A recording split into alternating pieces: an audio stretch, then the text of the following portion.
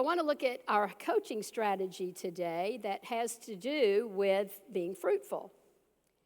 And so we would, I think all agree, we want to have fruitful lives. But sometimes deep-seated habits get in the way.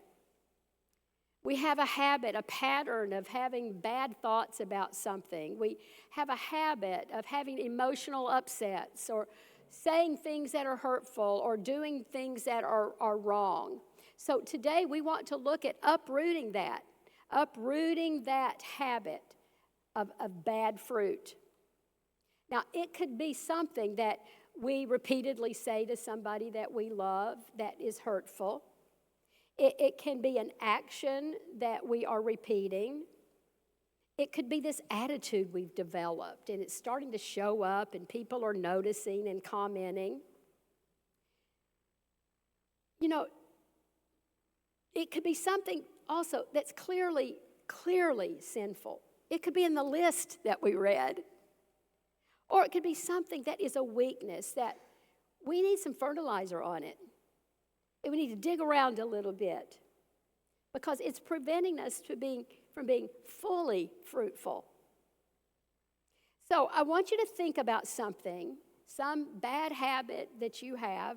We'll call them bad habits, some sin, whatever it is going to be. And I want you to write it down.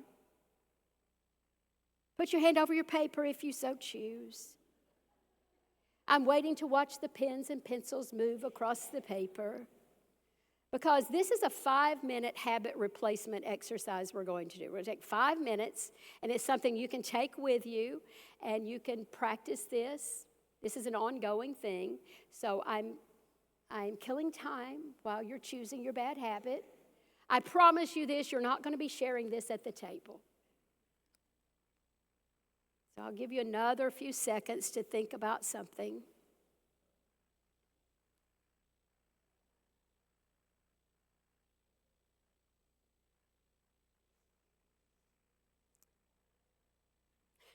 Somebody has more than one. Oh, we probably all do. Yeah, I've been thinking about mine as well. I have several that I know I need to work on.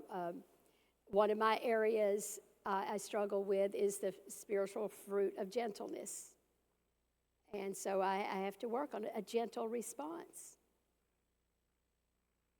One of my weaknesses is being a workaholic. And I miss out on things. I maybe miss out on opportunities to be fruitful. So I choose to work. So you see, there are things that I have to work on. So let's now look at shifting our one habit today. So I'm going to ask you questions to help you move forward. I probably won't give you enough time to completely answer, but this is truly designed as a 5-minute activity. So first of all, you name it. The first step is naming and noticing what is the habit you want to change. You have written it. Can you describe the usual trigger or situation that leads to it? What causes you to be impatient with the one you love? And you write that down. You may have to come back and do this later. And then the next question is, how do you usually feel? Or what do you usually think just before you act on it? See, that's interesting to consider. Like, it could sound like this. Oh, no, he's not going to get away with that. I am going to, and then you do it. Or it could be this. I really shouldn't say this, but it feels so good.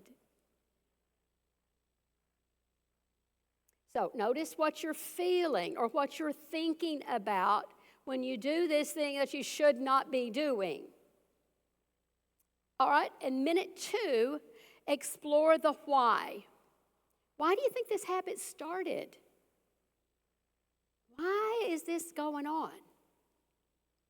What does it give you? Does it give you some comfort or a distraction, or does it give you energy? Do you get a rush from it?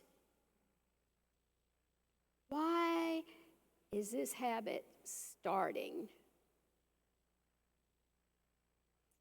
And then on a scale of 1 to 10, how ready do you feel to swap it for something healthier?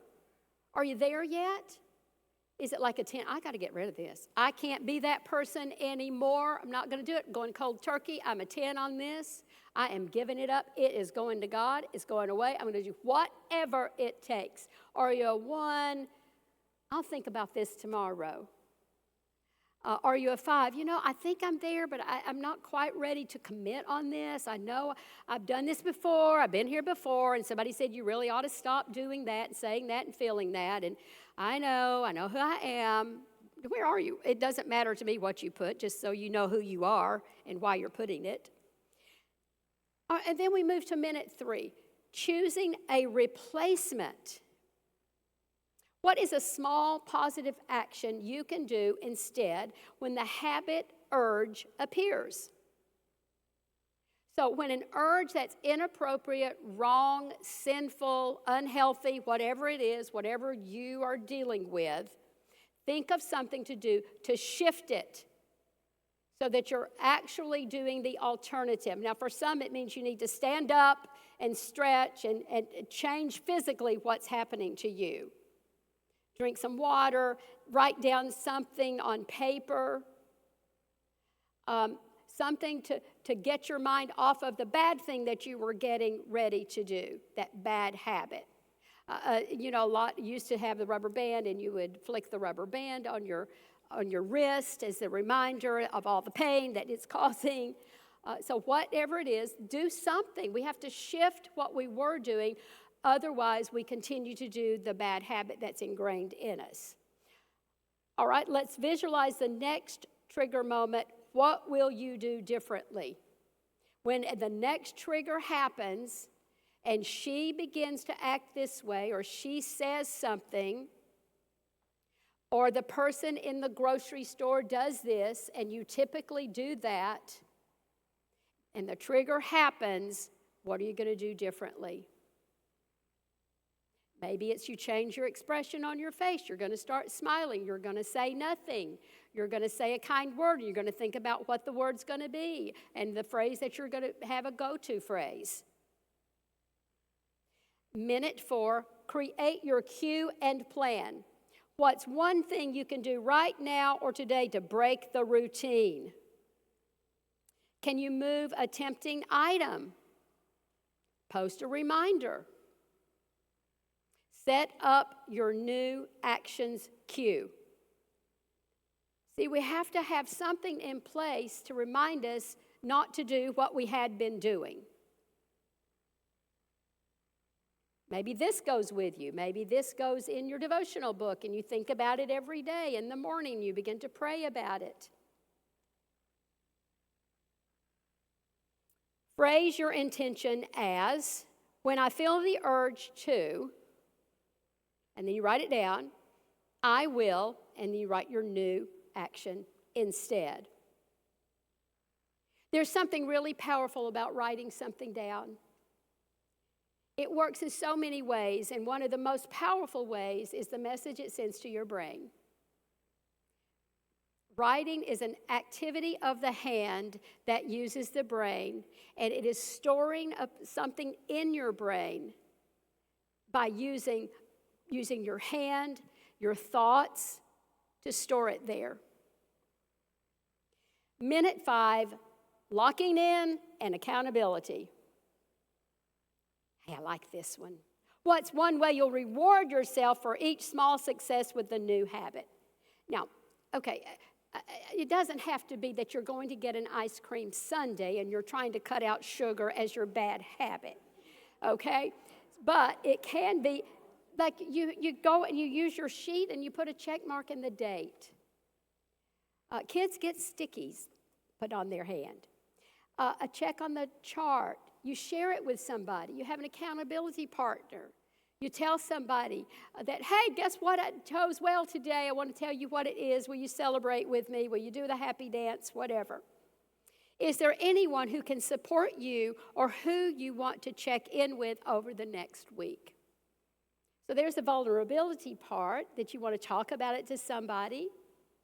And then you say, you know what? I'm going to really work on this over the next week because I've given this a number 8 up there on minute 2. And if I tell you about it and you put in your phone to call me or text me at 11:45 next Wednesday, then I'm more likely to accomplish that.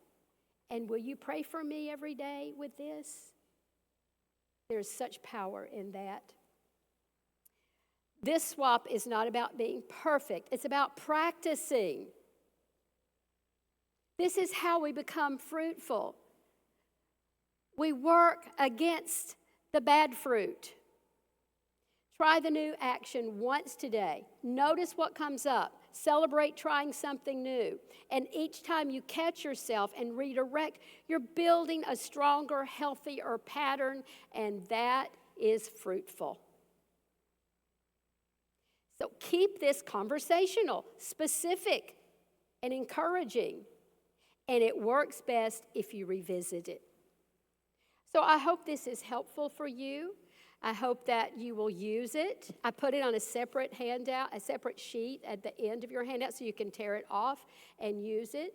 And hopefully it will be one way that you can go from bearing bad fruit to good fruit.